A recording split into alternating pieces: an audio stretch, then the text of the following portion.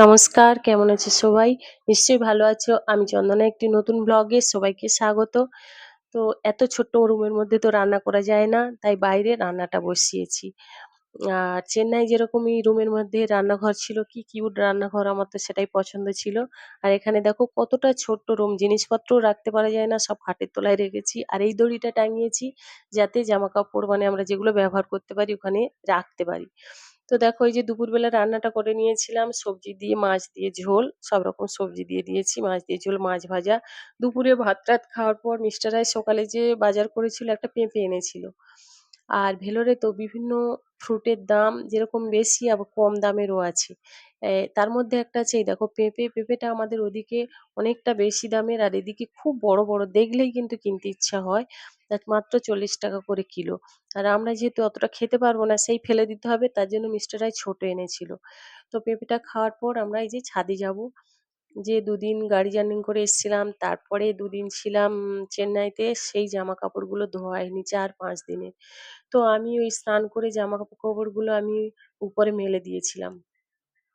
আর এদের দেখো কতটা ছোট্ট সিঁড়ি, 3-4 তলা করে এদের আছে, তাও এতটা করে ছোট্ট করে সিঁড়ি, এইভাবে যেতে হয়। তো যাই হোক, পুরো তামিলনাড়ুটা কিন্তু দেখো পাহাড় দিয়ে ঘেরা আছে।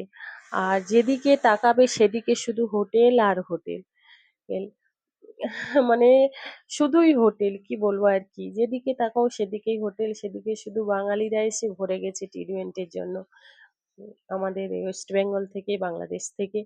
তো যাই হোক, এই যে এই রাস্তাটা দিয়ে যাওয়া হয়, আর এই যে দড়িটায় পুরোটা আমার জামা কাপড় এই যে ধুয়ে দিয়েছিলাম। তো এই যে তুলে নিয়ে যাব। আর ছোট্ট রুমের মধ্যে তো সারাদিন বসে মানে শুয়ে বসে থাকতে পারা যায় না, যেহেতু ওই দিন ডাক্তার দেখানো আমাদের ছিল না, হসপিটালের অ্যাপয়েন্টমেন্টও ছিল না, সারাদিন শুয়ে বসেছিলাম।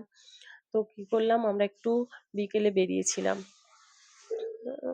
হেঁটে আসবো আর ঘুরেও আসবো। হাঁটতেও বেরিয়েছিলাম।